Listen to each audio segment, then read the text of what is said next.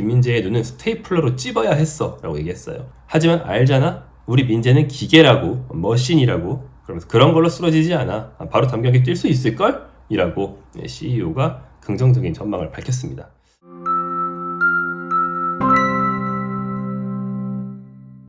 눈썹 위를 스테이플로 찝어야 했던 김민재, 피를 흘려가며 헌신적으로 뛴 대여 클래시커, 이 경기에서의 김민재의 활약상, 그리고 그에 대한 현지 반응, 경기 리뷰 총체적으로 한번 전해드리도록 하겠습니다.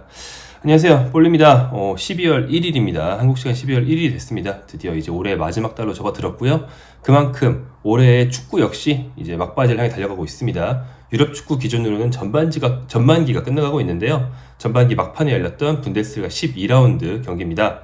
이번 경기는 도르트문트의 홈에서 열린 대여 클래시커였고요. 결과적으로는 도르트문트와 바이에른 뮌헨이 1대1로 무승부를 거뒀습니다. 자, 바이에른의 연승이 깨졌다고 할 수 있는 그런 경기죠. 바이에른은 앞선 7경기에서 컵대회 포함 7경기에서 무실점 전승 행진 중이었습니다. 한 골도 먹지 않았기 때문에 연승을 할 수 있었다. 그 중에는 딱 1득점밖에 못한 경기들이 있었기 때문이죠. 바로 전 파리 생제르맹 상대로 김민재의 선제결승골로 승리한 경기도 그랬고요. 하지만 이 말은 어떤 뜻이냐? 공격력이 좀 떨어지고 있었다는 뜻이기도 하죠. 그래서 도르트문트 원정이라는 어려운 경기에서 선제 실점을 내주자 동점까지만 가능했고요. 역전하기는 어려웠습니다. 결국 1대1 무승부가 됐죠. 여전히 바이에른은 선두입니다. 이튿날 경기하는 프랑크푸르트가 승점 3점을 딸 경우에는 승점 차는 4점으로 줄어들게 되지만 또 이 경기 전까지는 아직은 좀 승점차가 여유가 있고요. 충분히 선두 독주라고 해도 될 정도의 그런 성적은 유지하고 있습니다. 이날 바이에른은 공격과 이선의 선발 멤버 및 초반 교체가 좀 아쉬웠습니다. 왼쪽에 마티스 텔, 오른쪽에 리로이 사네 조합을 들고 나왔는데요. 이 조합이 좀 아니었던 것 같아요. 특히 사네 같은 경우는 괜찮은데 특히 텔이, 왼쪽에 선발로 나온 텔이 이날 이제 콩파니 감독이 코망이 좀 지쳤기 때문에, 그리고 그나브리는 또 다쳐서 못 뛰고 어쩔 수 없이 텔을 썼다. 또 텔에게도 기회를 줘야 된다. 이런 취지로 얘기를 했는데 기회를 받았지만 텔은 전혀 보여주지 못했습니다. 그래서 측면 공격이 굉장히 답답했고요. 또 해리 케인이 이른 시간에 부상을 호소하면서 교체로 빠져나갔습니다. 그러면서 토마스 밀러가 투입됐는데 이것 때문에 공격력이 더욱 약해지고 말았습니다. 35세 밀러는 이번 시즌 컵대회 포함 3골 3도움을 기록하고 있습니다. 공격 포인트만 놓고 보면 훌륭해요. 하지만 실제 경기를 보면 번뜩이는 장면이 상당히 줄어들었어요. 최근에 바이에른에서 밀러가 막 어느 시즌은 20도움 가까이 하고 굉장히 좋은 그런 센스를 보여주고 있었는데 이번 시즌은 센스 있는 플레이도 좀 줄어드는 그런 느낌입니다. 이날은 특히 좀 심했고요. 좀 소극적인 선택지, 약간 좀 문전에 머무르지 못하고 측면으로 밀려난 다음에 패스만 좀 연기하는 그 정도의 플레이에 그쳤습니다. 이번 시즌 도르트문트는 리드를 잡았다가 놓친 경기로 유독 큰 임팩트를 남기곤 했습니다. 레알전에 이미 전설로 남아버린 2득점 후 5실점, 2대5 역전패가 대표적이고요. 리가에서도 마찬가지입니다. 아우크스부르크 상대로 선제 득점하고 2골을 내주면서 1대2 역전패를 당한 경기가 있었습니다. 그래서 유독 후반 운영이 약하다는 게 초보 사령탑인 누리 사힌 감독의 약점이었거든요. 이번 경기 역시 교체 전략에서 바이에른이 승리하면서 뒤집을 수 있었다. 이렇게 보면 되겠습니다. 김민재가 부상으로 빠질 때 교체가 절묘했는데요. 김민재를 빼면서 고레츠카, 원래 미드필더인 고레츠카를 김민재 자리로 내렸습니다. 그러면서 미드필더 한 명 줄이고 올리세, 윙어인 올리세를 투입했어요. 이러면서 포메이션이 4-2-3-1에서 4-1-4-1로 바뀌었다고 보면 되겠죠. 그러면서 사네와 더불어서 올리세, 왼발잡이 오른쪽 윙어가 2명이 됐는데 이 2명이 한쪽 측면에서 호흡을 맞추면서 상대의 이 도르트문트 입장에서 보면은 왼쪽 하프 스페이스 여기를 잘 공략하면서 이 부분이 붕괴가 됐고 여기서 결국에는 골이 나왔습니다. 바이에른은 대대로 뛰어난 윙어가 많죠. 우리가 잘 알고 있는 로베리도 그렇고 그 뒤로도 뭐 이 팀을 스쳐 지나간 선수들 또는 지금 컨디션이 좀 떨어졌지만 코만 같은 선수들 좋은 윙어가 많거든요. 그러다 보니까 후반에 공격 강화할 때 윙어 2명을 한쪽에 몰아넣어서 그 부분에서 균열을 내는 전략을 종종 쓰는데요. 과르디올라 감독이 바이에른 감독이던 시절에 유벤투스 상대로 챔피언스리그에서 뒤집게 성공할 때도 제 기억에는 더글라스 코스타랑 코망을 한쪽 오른쪽으로 몰아넣어서 이쪽 콤비네이션으로 붕괴시켰던 그런 기억이 나거든요. 비슷한 전략이 통했다 보시면 되겠고요. 사네 혼자서는 패스와 돌파가 잘 안되고 있었는데 올리세가 들어와서 호흡을 맞추니까 이쪽이 잘 살아났고 결국에는 상대 수비의 균열을 내고 여기서 나온 프리킥이 패스 그리고 올리세 크로스로 이어지면서 무시알라의 헤딩 동점골이 됐습니다. 자, 김민재 선수의 활약상 먼저 스탯 위주로 보겠습니다. 패스 성공률이 88%였는데 평소보다 낮은 겁니다. 이날 바이에른 약간 고전했다는 걸 볼 수 있고요. 평소보다 바이에른 전체 패스 성공률도 좀 낮았습니다. 공중볼 경합 승률 4회 중에 2회 성공, 지상 공탈취 3회 시도에서 모두 성공, 가로채기 1회, 걷어내기 3회, 뭐 이런 준수한 수비 스탯과 또 빌드업 스탯을 남겼고요. 이번 경기 특징은 첫 번째 득점기가 김민재였다는 겁니다. 전반 2분에 김민재가 상대 진영 깊숙하게 전진해서 압박하고 공을 빼앗아냈다가 패스가 튕겨오니까 본인이 몰고 페널티 박스 안까지 잠깐 들어갔는데 결국엔 수비에 저지당했습니다. 또 전반 43분을 비롯해서 여러 번 상황에서 차분한 수비 성공이 많았습니다. 도르트문트 공격이 밀고 들어올 때 43분에 김민재가 차분하게 위험 지역 지키고 있다가 발을 뻗어가지고 블로킹을 했거든요. 이걸 보면 뭐 너무 심하게 덤빈다든지 너무 뒤에만 머물러 있다든지 이러지 않고 딱 적정한 거리를 유지하는 그런 김민재 수비 볼 수 있었고요. 또한 김민재 특유의 거칠지만 상대를 부상입히지도 않고 파울도 안 나오는 그런 수비도 나왔습니다. 굉장히 여러 번 나왔고요. 제가 딱 기억나는 게 후반 26분 상황입니다. 중앙선 부근에서 상대 미드필더 마르첼 자비처가 공을 받을 때 김민재가 전속력으로 달려들어가지고 뒤에서 발을 집어넣습니다. 많이 보던 수비 방법이죠. 충돌과 더불어서 공을 빼내는 플레이였기 때문에 자비처가 밀려 넘어졌긴 했지만 좀 거칠었지만 반칙은 불리지 않았던 것이죠. 김민재 선수는 후반 34분에 마지막 폭발적인 수비를 끝으로 교체됐는데요. 이 상황은 김민재가 요즘 좀 잘 안 보여주던 깊숙한 전진 수비였습니다. 아무래도 역전이 급하다 보니까 안정감보다는 좀 모험적인 플레이를 했던 것 같은데 김민재가 쫙 거의 윙어 같은 위치에 올라가서 수비에 성공했어요. 그리고 옆으로 공을 주고 이걸 받은 동료들이 이제 공격을 전개했습니다. 바로 다시 뺏겨가지고 역습 대비를 해야 되는 상황이 됐거든요. 김민재가 미처 돌아가지 못하고 그냥 다시 올라가서 파울로 끊고 돌아오는 그런 장면이 있었습니다. 그런데 이 파울로 끊을 때 상대와 경합하면서 팔꿈치에 일부러 친 건 아니고 안 보고 이제 팔을 휘두르다가 친 것 같은데 김민재가 눈두덩이를 맞았어요. 그래서 이쪽에서 피가 쫙 나면서 바로 교체가 된 거죠. 팔꿈치에 맞아서 사실은 크게 찢어질 수도 있잖아요. 사실 팔꿈치가 제일 위험한 부위다 보니까. 근데 바로 병원으로 실려가지 않은 걸 봐서는 큰 부상은 아닌 것 같습니다. 이 찢어진 부위에 반창고를 붙인 채 경기 종료 후에 동료들과 하이파이브를 하는 모습을 보면서 크지 않다라는 걸 알 수 있었습니다. 이날 김민재는 말씀드린 것처럼 고군분투했습니다. 하지만 팀 수비가 완벽했냐? 사실 수비수는 팀 수비 전체가 완벽해야지만 좋은 평가를 받을 수 있잖아요. 그 측면에서 본다면 완벽한 경기는 아니었습니다. 그러니까 뭐 실점도 했겠죠.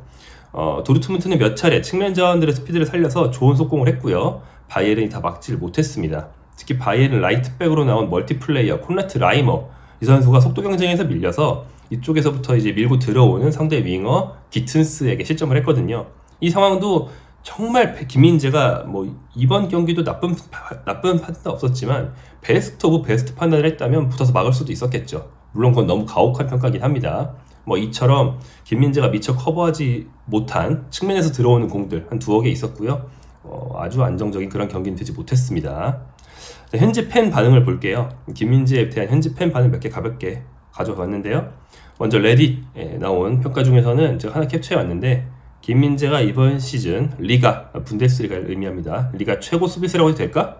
얼마나 잘 해주고 있는지 정말 놀랍다 라면서 이번 경기에서도 경기 도중에 김민재가 멋진 활약을 몇 개 해주니까 팬들이 이런 이야기를 나누고 있는 걸 볼 수 있었습니다. 그 다음에 X, 구 트위터죠.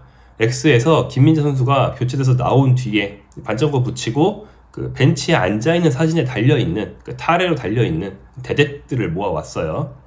그랬더니 뭐 다 당연히 좋은 얘기들이었고요. 좀 인상적인 게 김민재가 부상으로 빠졌잖아요. 근데 바로 다음 경기가 레버쿠젠을 상대하는 경기거든요. 그렇다 보니까 팬들이 이미 실망한 걸 볼 수 있습니다. 아, 레버쿠젠전 망했는데 오늘처럼 털리겠는데 이런 반응들이 있고요. 특히 김민재 빠져? 다이어 대 레버쿠젠? 우린 이미 망함? 뭐 이런 류의 반응들이 있었습니다. 그만큼 이제 주전 수비수 김민재가 얼마나 신뢰를 받고 있는지 현지 팬들에게서 이제 알 수 있는 반응들이었던 것 같아요. 자, 팀 내에서도 김민재에 대한 얘기가 있었는데 뭐 활약상 얘기는 아니고 부상에 대한 질문이 있었던 거죠. 김민재와 해리케인에 대해서는 얼마나 다쳤는지 감독, 뭐 단장, CEO 이런 사람들이 질문을 받게 되거든요. 근데 그 중에서 크로이트 CEO가 김민재에 대한 질문을 받았을 때 이렇게 답했습니다. 자, 김민재의 눈은 스테이플러로 찝어야 했어 라고 얘기했어요. 찢어지셔 보신 분들은 많이 아시죠? 그 꼬매는 거 말고 간편하게 처치할 때 스테이플러로 찝을 수 있습니다. 저도 이 머리 뒤쪽이 찢어졌을 때 피가 많이 났는데 스테이플러로 병원에서 찝어주신 적이 있거든요. 저는 2방 팡팡 이렇게 찍었던 것 같아요. 김민재 여기를 스테이플러로 찝었다는 얘기입니다. 스테이플러로 찝고 반창고를 붙인 거죠. 그리고 이렇게 얘기를 했습니다. 하지만 알잖아? 우리 민재는 기계라고, 머신이라고, 그러면서 그런 걸로 쓰러지지 않아. 바로 다음 경기 뛸 수 있을걸? 이라고 CEO가 긍정적인 전망을 밝혔습니다. 아마 다음 경기는 여기다 이제 꼬매고 반짝고 붙이고 뛰는 김민재를 보게 되지 않을까 생각이 되네요. 현지 매체들의 평가 보겠습니다. 독일 스카이 스포츠가 일찍 평점을 내줘서 저희가 가져오곤 하는데요. 김민재 선수는 3점입니다. 무난한 평점이죠. 쉽게 얘기해서 우리나라 대학식 평어로는 이제 B에 해당합니다. 평가로는 막아낸 슛도 있었고 격압에 승리한 적도 몇 번 있지만 도르트문트 공격을 상대로 어려움을 겪은 상황도 있었다. 어쨌든 큰 실수 없이 경기를 치렀다 라고 평가를 했습니다. 전반적으로 보면 라이머는 실점이 빌미라는 이유 때문에 5점인 것 같은데 좀 너무 박하다고 생각합니다. 그 밖에 라이머 잘하는 부분도 있거든요. 좀 박하다고 생각하고 그 다음에 리로이 사네가 4점으로 좀 낮습니다. 이건 당연히 이해할 만한 부분이고요. 득점을 한 무시할라 2점, 제가 말씀드린 상당히 못한 텔은 5점, 이런 건 다 이해할 만한 부분입니다. 그 다음에 키미히가 2로 좀 높은데 잘 모르겠어요. 잘한 게 있는지. 사샤보이 너무 높은 것 같고요. 사샤보이 2점을 줬거든요. 자, 이 경기에서는 비겼고요. 바이에른이 막판에 이제 몰아쳤다고 말씀드렸죠. 바이에른이 도르트문트보다 슛을 2배 했거든요. 근데 도르트문트 후방, 골키퍼, 수비진, 그리고 수비형 미드필더 이런 선수들은 5명이나 2점을 받았어요. 도르트문트 수비가 엄청 좋았다고 평가를 한 거거든요. 근데 사실 그 정도의 경기가 아니었단 말입니다. 그걸 보면 확실히 바이에른, 뮌헨 수비진에 대한 기대가 훨씬 크다. 바이에른, 뮌헨 수비진은 세상 그 어떤 팀, 심지어 도르트문트조차 비교할 수 없을 정도로 큰 기대를 받고 있고 실수 조금만 하면 딱딱 떨어진다 이런 걸 알 수 있습니다. 독일 매체들이 왜 이렇게 짜게 구는지 좀 아쉽긴 하지만 아무튼 이쪽은 기준이 좀 그런 것 같아요. 자, 현지 매체 뮌헨 지역 또 바이에른 지역지인 TZ입니다. 이 매체는 좀 저희가 보기에 객관적이기도 하고 특히 김민재 선수에 대해서 좀 후하기도 하고 그런 매체인데 이날은 김민재 3점입니다. 그렇다고 엄청 올려쳐주지는 않아요. 객관적이라는 거죠. 평가를 보면 기튼스의 득점 상황 때 라이머를 좀 더 도와주는 수비를 할 수도 있었다. 제가 아까 말씀드린 부분이죠. 실점 상황에서 김민재 못한 건 없어요. 귀책 살고 있는 건 아니지만 진짜 베스트 오브 베스트라는 김민재 기대치를 생각한다면 막을 수도 있었다. 이 정도입니다. 그 밖에는 늘 그렇듯 경합 상황마다 차분하고 헌신적이었다라는 평가를 받았습니다. 이 매체가 전반적으로 제가 좀 후하다고 말씀드렸지만 마냥 후하진 않습니다. 이를테면 라이머는 덜 낮게 줬지만 알폰소 데이비스도 4고요. 오히려 낮아요. 고레츠카가 5입니다. 이건 좀 아무튼 잘하진 못했어요. 그건 맞습니다. 그리고 마티스텔, 해리케인, 토마스 밀러 이런 공격진들이 5점을 우르르 받으면서 바이에른 공격에 대한 실망감을 많이 보여줬습니다. 자, 세부 기록으로 산출한 AI 평점도 볼까요? 먼저 후스코어는 6.7인데요. 6.7이면 이 경기 양팀 통틀어서 중위권 정도의 점수에 해당합니다. 그리고 바이에른 후방 멤버들 중에서는 라이머의 7.1에 이어서 2위예요. 근데 이제 말씀드린 것처럼 라이머가 실점 장면 빼고는 잘한 것도 있다고 했잖아요. 그래서 이 AI 평점에서는 좀 높게 나오는 걸 볼 수 있습니다. 라이머가 실제로 반격하는 와중에서 공격이 괜찮았던 부분들이 좀 있어요. 예. 그리고 상대 공격수 기라시, 김민재를 비롯한 바이에른 수비진이 되게 잘 막은 것처럼 말씀드렸는데 평점이 좀 높죠? 결정적인 이유는 기라시가 슛을 많이 해서가 아닙니다. 슛은 많이 못했거든요. 근데 공중볼을 김민재가 아니고 우퍼메카노 상대로 다 땄어요. 그래가지고 공중볼 승률을 보시면 기라시가 10회 중에서 6회 성공, 무려 6회 성공으로 이날 1위였고요. 근데 김민재는 4분의 2, 2개 성공하고 2개 실패해서 반반이었거든요. 우퍼메카노가 9번 경합 중에서 3번 실패했습니다. 그러니까 기라시가 이날은 우퍼메카노한테 많이 붙어 있었고 그때마다 오히려 승리를 했다 이렇게 보시면 되는 거죠. 자, 다음 또 다른 통계 매체인 풋몹입니다. 여기는 김민재에게 7.2를 줬는데 많이 보셔서 다 아시겠지만 여기가 그냥 전반적으로 후스코어보다 좀 후합니다. 그래서 두 팀 통틀어서 김민재는 공동 4위. 수비 쪽에 스탯이 많이 나오면 풋몹이 좀 후하게 주는 경향이 있는 것 같아요. 김민재가 상당히 높게 나왔다. 김민재보다 위에 있는 선수는 자말 무시할라. 당연히 그래야죠. 8.5. 그 다음에 슐로터베크의 8.4, 벤세바인이 7.4에 이은 점수입니다. 달리 말하면 득점을 했음에도 불구하고 기튼스는 김민재보다 높지 못했다. 김민재를 굉장히 높게 줬다는 걸 알 수 있죠. 어시스트를 기록한 올릿의 또 알폰소 데이비스턴과 같은 점수였습니다. 자, 김민재와 더불어서 한 명 더 말할 선수가 있습니다. 점수 보시면 아시겠지만 계속 그 현지 평점으로는 2점, 또 AI 평점으로는 8점대를 받고 있는 무시할라입니다. 무시할라가 이 경기에서 또 헤딩골을 넣으면서 경기 영웅이 됐거든요. 놀랍게도 이번 시즌 리가 원정 6경기에서 전 경기 득점 중입니다. 홈에서 한 골도 없고요. 그래가지고 6경기에서 한 골씩 꼬박꼬박 넣어서 6득점을 했어요. 굉장히 좋은 원정 득점력이라고 할 수 있고요. 컵대회 포함 이번 시즌 총 10골을 넣고 있는데 그중 4골이 헤딩골입니다. 근데 현재까지 헤딩골 4골이 유럽 최다입니다. 현재 유럽 최고의 헤딩골 머신이 무시할라다. 이거 누가 알겠습니까? 한 3번째 골 넣었을 때, 그러니까 지난 경기쯤부터 독일에서 화제가 많이 돼가지고 무시할라도 골스레머니 할 때 이렇게 하고요. 현지에서도 야, 너 헤딩 왜 이렇게 잘해? 막 이런 질문들이 막 나오고 있습니다. 원래 뭐 아시다시피 호리호리 해가지고 드리블 엄청 잘 치고 슛 때리고 이런 선수거든요. 이번 경기도 그거 나왔어요. 안 나오지 않았습니다. 경기 안 풀리면 결국 무시할라가 드리블로 막 3명 제끼고 난리를 쳐야만 공격이 풀리는 그런 상황들이 있었거든요. 근데 그러다가 문전 침투로 헤딩골까지 계속 넣는다? 무시할라가 한 가지 무기를 장착했다. 이렇게 보실 수 있는 거죠. 케인에게 수비가 집중될 때 문전 침투 후에 박스를 타격하는 수비를 분산시켜주고 또 케인의 그래비티를 활용해서 공간을 활용하는 그런 중요한 역할을 무시할라가 해주고 있습니다. 마치 좀 밀러 같죠? 그래서 계속 이렇게 해준다면 이 선수의 최대 기대치는 드리블까지 잘하는 밀러가 아닐까? 이거는 사기거든요. 드리블 잘하는 밀러라는 건 사기캐입니다. 그런 선수가 되고 있는 그런 느낌입니다. 참고로 만 22세입니다. 아직 더 성장할 수 있으니까 제가 앞으로 어떻게 발전해 나갈지 이런 얘기를 드리는 거죠. 자, 경기 끝난 뒤에 현지에서 많은 관심을 가진 건 해리 케인과 김민재의 컨디션입니다. 제가 경기 끝난 지 얼마 안 돼서 이걸 만들고 있기 때문에 현재의 진단 상태까지 말씀드릴 수는 없지만 둘 다 심한 부상은 아니긴 했어요. 케인은 뭐 걸어서 손 들고 걸어서 나갔고요. 김민재는 그냥 꼬맨 거고. 그래서 일단 심해 보이진 않는데 케인 같은 경우는 경기 직후에 현지 취재진들이 지정을 자꾸 물어보니까 모르겠다. 진단해봐야 안다 라고 말을 했다고 합니다. 다음 경기가 딱 4일 뒤에 있는 레버쿠젠과의 포칼 경기입니다. 그러니까 복귀까지의 시간이 좀 타이트하다는 거죠. 그래서 끝나고 나서 콩파니 감독도 케인은 모르겠다 이렇게 얘기를 했어요. 그러니까 케인이 부상이 되게 가벼운 걸 수도 있지만 4일은 너무 짧다라는 거죠. 다음 경기 출장이 둘 다 가능하길 그냥 빌어야 하는, 이렇게 물 떠놓고 빌어야 하는 그런 게 바이에른의 상황이라고 할 수 있고요. 게다가 이 리가는 경고가 5장이면 한 경기 정지인데 우파메카노가 이날 4장째를 받았습니다. 그러니까 한 다다음 경기나 뭐 아무튼 한 장 더 받으면 결정할 수 있다는 거예요.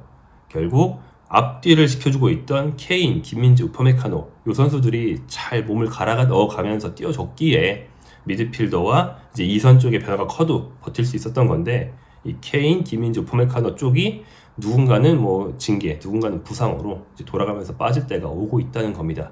바이에른은 요 위기를 잘 넘긴 뒤에 이제 챔스는 이제 순항 모드로 좀 들어간 것 같지만 아직 뭐 안심할 수는 없죠. 또 리가는 1위를 고수하고 있지만 역시 100% 안심할 수 있는 건 없고요. 잘 현재 상승세를 끊기지 않고 유지한 뒤에 윈터 브레이크를 맞고 선수들에게 휴식을 주고 또 돌아올 수 있는 그런 시간을 버는 게 중요할 겁니다.